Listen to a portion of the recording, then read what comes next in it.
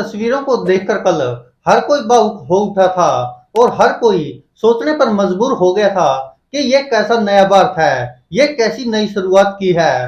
प्रधानमंत्री नरेंद्र मोदी एक तरफ जहां संसद का उद्घाटन कर रहे थे, तो दूसरी तरफ पहलवानों पर दिल्ली पुलिस अपना कहर बरपा रही थी। किस तरह से महिलाओं की इज्जत के साथ खेला जा रहा था, वो भी अंतरराष्ट्रीय महिला खिलाड़ियों के साथ। दिल्ली पुलिस उनको लात गुस्से मार रही थी, दिल्ली पुलिस उनको सड़कों पर घसीट रही थी, दिल्ली पुलिस उनको जबरदस्ती उठा रही थी, दिल्ली पुलिस उनका जबरदस्ती धरना प्रदर्शन खत्म करवा रही थी और दिल्ली पुलिस ने जबरदस्ती की और वो कामयाब भी हुई। लेकिन सवाल उठता कि आखिरकार जो दिल्ली पुलिस सरकार के कहने पर इतनी निर्दयी बनी हुई है, आप सोचकर देखिए कि जिस पर आरोप लग रहे हैं वो प्रधानमंत्री नरेंद्र मोदी के साथ संसद में आराम से बैठा है और वहां पर नई संसद का उद्घाटन हो रहा है, लेकिन जो पीड़ित है वो दिल्ली पुलिस के लात गुस्से खा रहे हैं। वो भी कौन है? अंतरराष्ट्रीय पहलवान, जिन्होंने दुनिया में तिरंगे का मान बढ़ाया है, जिन्होंने दुनिया में देश की शान बढ़ाई है। वो खिलाड़ी आज दिल्ली पुलिस के पांव में रुलते नजर आए। वो खिलाड़ी और वो तिरंगा जिसको हम अपना गौरव समझते हैं, वो आज पांव में पड़ा मिला और देश का शायद यही दुर्भाग्य है जो बजरंग पूनिया ने भी कहा। दोस्तों, आपको बता दे, सभी खिलाड़ियों को एक एक करके उठा लिया गया था और उसके बाद देर रात को मजबूरी में छोड़ना पड़ा। आप ये तो शुक्र मनाइए कि ये अंतरराष्ट्रीय खिलाड़ी है, इनको देश दुनिया जानती है। अगर मैं लिख के दे सकता हूं, अगर कोई आम इंसान होता तो शायद इनकी हत्या तक हो जाती। अगर कोई आम इंसान होता तो शायद आज यही मोदी सरकार, यही दिल्ली पुलिस इनको नजर बंद कर देती और देश के सामने कभी ये मामले आते भी नहीं और शायद ऐसा होता भी होगा। आप खुद सोचिए कि जिनके साथ लाखों लोग खड़े हैं, ये पता दिल्ली पुलिस को कि अगर इनको खरोंच भी आ गई तो तुम्हारा जीना मुश्किल हो जाएगा। ये पता ब्रिजभूषण को कि अगर इनको कुछ भी हुआ तो तुझको कहीं भी जगह नहीं मिलेगी, लेकिन उसके बावजूद भी इतना करूर व्यवहार किया जा रहा है इन देश के पहलवानों के साथ। लेकिन मोदी जी संसद में कह रहे हैं कि यह देश के लिए गौरव का विषय है। गौरव का विषय है मोदी जी, लेकिन आपके उन गंध भक्तों के लिए, आपके उन अंध भक्तों के लिए, देश के लिए नहीं।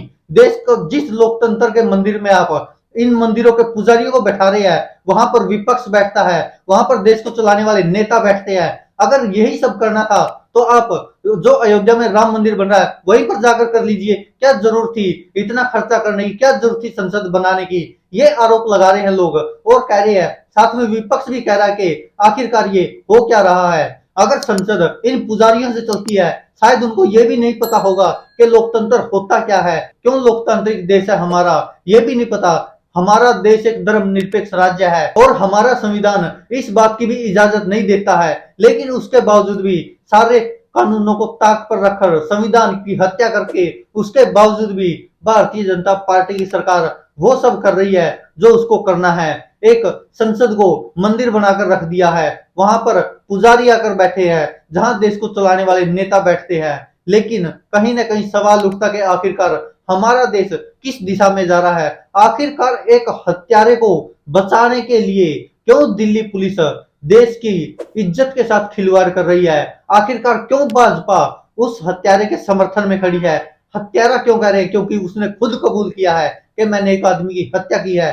लेकिन दिल्ली पुलिस को उसकी बातों पर यकीन है, मोदी सरकार को उसकी बातों पर यकीन है, लेकिन हमारे देश की आन बान शान इन खिलाड़ियों पर यकीन नहीं है। इनको घसीटा जा रहा है, मारा जा रहा है, इनके कपड़े फाड़े जा रहे हैं, इनको बैक टच किया जा रहा है, लेकिन नहीं, ना मोदी जी को इसकी कोई चिंता है और ना ही किसी भाजपा के नेता को इसकी चिंता है। और विपक्ष के लिए भी डूब मरने की बात है। ये तो तुम्हारे लिए तो अच्छा मौका था कि देश की जनता को अपने पक्ष में किया जाए। आप खुद सोचकर देखिए, जो खिलाड़ियों ने प्रदर्शन किया था, जो खिलाड़ियों ने महिला पंचायत बुलाई थी, अगर उसमें विपक्ष के नेता शामिल होते तो क्या होता? अगर विपक्ष के नेता सड़कों पर उतरे होते तो क्या देश उनका साथ नहीं देता? लेकिन जिस तरह की राजनीति सरकार कर रही है वैसी ही राजनीति विपक्ष कर रहा है। 2 दिन जाते हैं, कोई नेता चला गया, कभी कोई चला गया, लेकिन होता क्या है? इन खिलाड़ियों का साथ छोड़कर सब आ जाते हैं। अकेले ट्विटर पर ट्वीट करने से न्याय नहीं मिलता। अगर ऐसा होता था तो ये महिला खिलाड़ी भी ट्वीट कर देती। इनको जरूरत नहीं पड़ती कि न्याय के लिए यह पुलिस की लात गुस्से खाए, उन पुलिस वालों की जिनकी कोई इज्जत नहीं करता देश में, और इन महिला खिलाड़ियों को वो ऐसे घसीट कर ले जा रही है। ये देश का दुर्भाग्य नहीं तो और क्या है। यही कहना है महिला पहलवानों का भी और बजरंग पुनिया का भी। दोस्तों, ये हमारे देश का दुर्भाग्य है कि जिस दिन राष्ट्रपिता महात्मा गांधी की हत्या की गई, उस दिन संसद का उद्घाटन किया गया। उद्घाटन क्यों किया गया? क्योंकि सावरकर की जयंती थी। दोस्तों, देखिए कि हमारे देश को किस तरह चलाया जा रहा है, हमारे देश में हो क्या रहा है। क्या हम वापिस गुलामी की ओर तो नहीं बढ़ रहे हैं? ऐसे ऐसे आरोप लोग लगा रहे हैं, लेकिन कोई कर भी क्या सकता है। आप सोचिए, जिन खिलाड़ियों के ऊपर मोदी जी गर्व करते थे, जिन खिलाड़ियों के ऊपर पूरा देश गर्व करता था, जब वो तिरंगा विदेश में लहराते थे और जब मेडल लेकर आते थे, हर कोई उनकी डीपी लगाता था, हर कोई उनके स्टेटस लगाता था। लेकिन आज वही खिलाड़ी अगर मुश्किल में है, आज वही खिलाड़ी एक भारतीय जनता पार्टी के सांसद पर आरोप लगा रही कि इन्होंने हमारा यौन शोषण किया, यौन उत्पीड़न किया है, तो आप सोचिए कि लोग कितने अंधे हो गए हैं। आज भी उनको महिला खिलाड़ियों के सामने खड़े होने की हिम्मत नहीं होगी।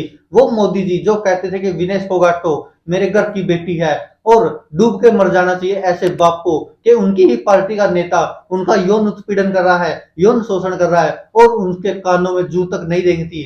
आज प्रधानमंत्री नरेंद्र मोदी कुछ बोलने को तैयार नहीं है। ये आरोप लगाए थे सुप्रिया सिरनेत ने कि यह कैसा बाप है। आप खुद सोचिए दोस्तों कि जो मोदी कहता था कि यह विनेश फोगाट तो मेरे घर की बेटी है, तो आप सोचिए कि उस घर की बेटी का आज क्या हाल कर रखा है। दिल्ली पुलिस कहां कहां उठाकर ले जा रही है, कैसे कैसे उठाकर ले जा रही है। लेकिन बड़ी शर्म की बात है कि पूरा देश चुप है और लोग सवाल उठा रहे कि उन खाप पंचायतों का क्या हुआ जो कहती थी कि महिला पंचायत करेंगे, क्योंकि यह महिला पंचायत खाप पंचायतों के निर्णय पर ही आधारित थी, वरना महिला पहलवानों की तरफ से यह पहल नहीं की गई थी, बल्कि यह खाप पंचायतों की पहल थी। लेकिन उसके बावजूद भी कहीं पर खाप पंचायतों के कोई नेता नजर नहीं आए।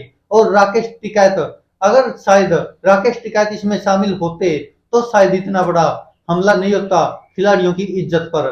दोस्तों, आपको बता दे, आपको पता है कल रात को ही रवि आजाद भारतीय किसान यूनियन के हरियाणा से नेता है, उन्होंने लाइव आकर भी खाप पंचायतों पर सवाल उठाया कि आखिरकार वो नेता है कहाँ। यूपी, राजस्थान, हरियाणा, पंजाब है कहाँ सब खाप पंचायतों के नेता और खाप पंचायत।